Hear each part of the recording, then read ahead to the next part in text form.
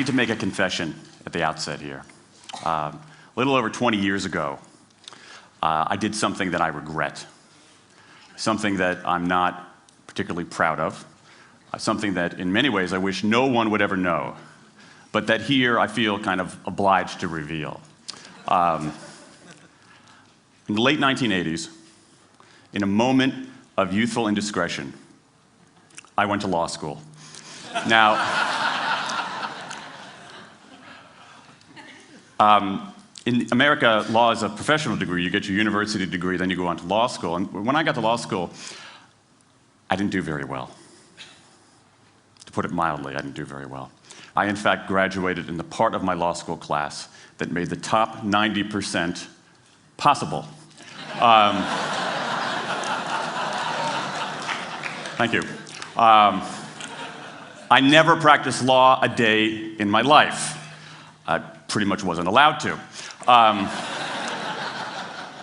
But today, against my better judgment, against the advice of my own wife, I want to try to dust off some of those legal skills, what's left of those legal skills. I don't want to tell you a story. I want to make a case. I want to make a hard-headed, evidence-based, dare I say lawyerly case for rethinking how we run our businesses. So, ladies and gentlemen of the jury, take a look at this. This is called the candle problem. Some of you might have seen this before. It was created in 1945 by a psychologist named Carl Duncker. Carl Duncker created this experiment that's used in a whole variety of experiments in behavioral science. And here's how it works. Suppose I'm the experimenter. I bring you into a room. I give you a candle, some thumbtacks, and some matches. And I say to you, your job is to attach the candle to the wall so the wax doesn't drip onto the table. Now, what would you do? Many people begin trying to thumbtack the candle to the wall. Doesn't work. Some people, and I saw somebody kind of make the motion over here, some people have a great idea where they light the match, melt the side of the candle, try to adhere it to the wall. It's an awesome idea. Doesn't work. And eventually, after 5 or 10 minutes, most people figure out the solution, which you can see here. The key is to overcome what's called functional fixedness. You look at that box and you see it only as a receptacle for the tacks, but it can also have this other function as a platform for the candle. The candle problem. Now, I want to tell you about an experiment using the candle problem done by a scientist named Sam Glucksberg, who's now at Princeton University in the US. This shows the power of incentives. Here's what he did. He gathered his participants and he said, I'm going to time you how quickly you can solve this problem. To one group, he said, I'm going to time you to establish norms, averages, for how long it typically takes someone to solve this sort of problem. To the second group, he offered rewards. He said, if you're in the top 25% of the fastest times, you get $5. If you're the fastest of everyone we're testing here today, you get $20. Okay, now this is several years ago, adjusted for inflation. It's a decent sum of money for a few minutes of work. Okay, it's a nice motivator. Question, how much faster did this group solve the problem? Answer, it took them on average 3.5 minutes longer. 3.5 minutes longer. Now this makes no sense, right? I mean, I'm an American, I believe in free markets, that's not how it's supposed to work, right? If you want people to perform better, you reward them, right? Bonuses, commissions, their own reality show, incentivize them. That's how business works, but that's not happening here. You've got an incentive designed to sharpen thinking and accelerate creativity, and it does just the opposite. It dulls thinking and blocks creativity. And what's interesting about this experiment is that it's not an aberration. This has been replicated over and over and over again for nearly 40 years. These contingent motivators. If you do this, then you get that, work in some circumstances, but for a lot of tasks, they actually either don't work or often they do harm. This is one of the most robust findings in social science and also one of the most ignored. I spent the last couple of years looking at the science of human motivation, particularly the dynamics of extrinsic motivators and intrinsic motivators. And I'm telling you, it's not even close. If you look at the science, there is a mismatch between what science knows and what business does. And what's alarming here is that our business operating system, think of the set of assumptions and protocols beneath our businesses, how we motivate people, how we apply our human resources. It's built entirely around these extrinsic motivators, around carrots and sticks. That's actually fine for many kinds of 20th century tasks. But for 21st century tasks, that mechanistic reward and punishment approach doesn't work, often doesn't work, and often does harm. Let me show you what I mean. So Glucksberg did another experiment similar to this, where he presented the problem in a slightly different way, like this up here. Okay? Attach the candle to the wall so the wax doesn't drip onto the table. Same deal. You were timing for norms. You were incentivizing. What happened this time? This time, the incentivized group kicked the other group's butt. Why? Because when the tacks are out of the box, it's pretty easy, isn't it? If-then rewards work really well for those sorts of tasks, where there's a simple set of rules and a clear destination to go to. Rewards, by their very nature, narrow our focus, concentrate the mind. That's why they work in so many cases. And so for tasks like this, a narrowed focus where you just see the goal right there, zoom straight ahead to it, they work really well. But for the real candle problem, you don't want to be looking like this. The solution's not over here. The solution's on the periphery. You want to be looking around. That reward actually narrows our focus and restricts our possibility. Let me tell you why this is so important. In Western Europe, in many parts of Asia, in North America, in Australia, white-collar workers are doing less of this kind of work and more of this kind of work. That routine, rule-based, left-brain work, certain kinds of accounting, certain kinds of financial analysis, certain kinds of computer programming, has become fairly easy to outsource, fairly easy to automate. Software can do it faster. Low-cost providers around the world can do it cheaper. So what really matters are the more right-brain, creative, conceptual kinds of abilities. Think about your own work. Think about your own work. Are the problems that you face, or even the problems we've been talking about here, are those kinds of problems, do they have a clear set of rules and a single solution? No. The rules are mystifying. The solution, if it exists at all, is surprising and non-obvious. Everybody in this room is dealing with their own version of the candle problem. And for candle problems of any kind, in any field, those if-then rewards, the things around which we've built so many of our businesses, don't work. Now, I mean, it makes me crazy. And this is not, here's the thing, this is not a feeling, okay? I'm a lawyer, I don't believe in feelings. This is not a philosophy. I'm an American, I don't believe in philosophy. This is a fact, or as we say in my hometown of Washington, D.C., a true fact. Let me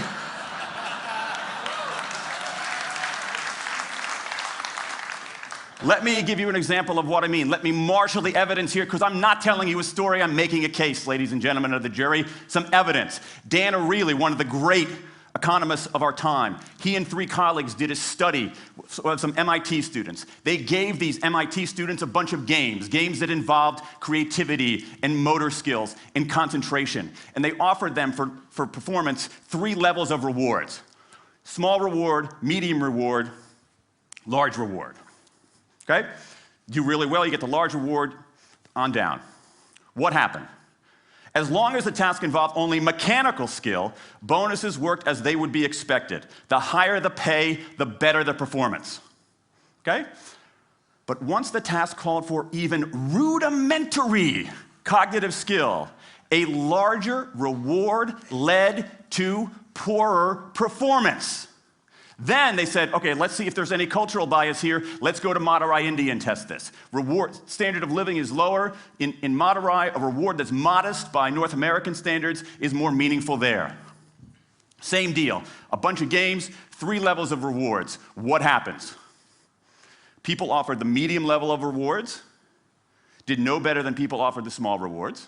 But this time, people offered the highest rewards. They did worst of all.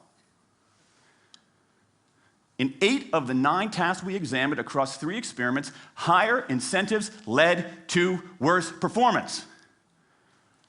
Is this some kind of touchy-feely socialist conspiracy going on here? No, these are economists from MIT, from Carnegie Mellon, from the University of Chicago. And do you know who sponsored this research? The Federal Reserve Bank of the United States. That's the American experience. Let's go across the pond to the London School of Economics. LSE, London School of Economics, alma mater of 11 Nobel laureates in economics. Training ground for great economic thinkers like George Soros and Friedrich Hayek and Mick Jagger.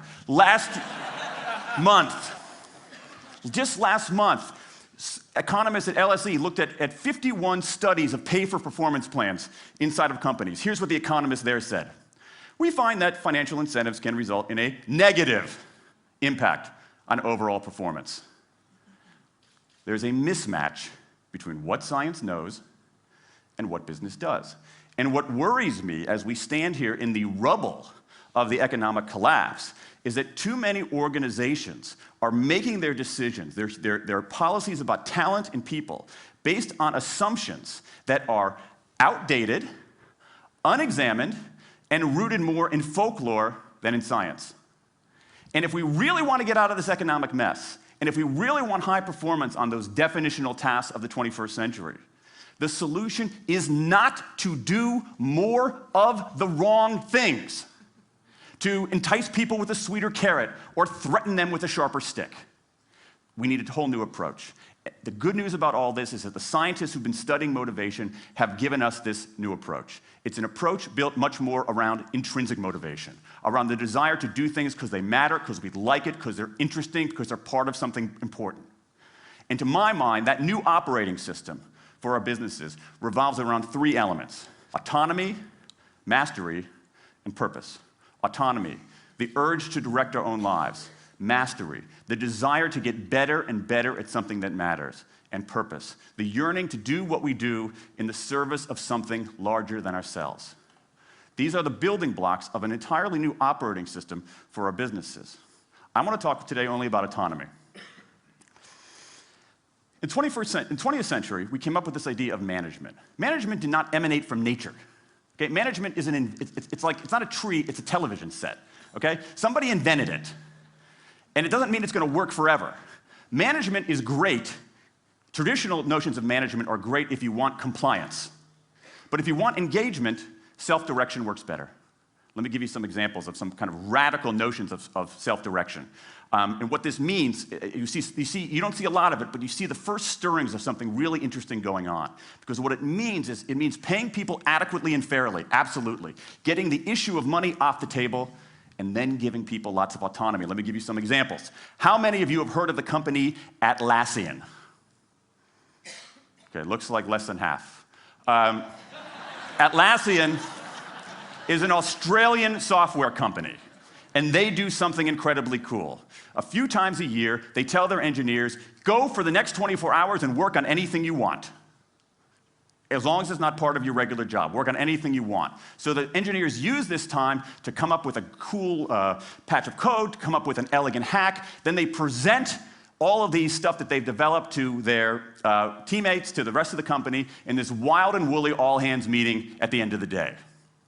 And then, being Australians, everybody has a beer. They call them FedEx days. Why? Because you have to deliver something overnight. It's not bad. It's a huge trademark violation, but it's pretty clever. That one day of intense autonomy has produced a whole array of software fixes that might never have existed.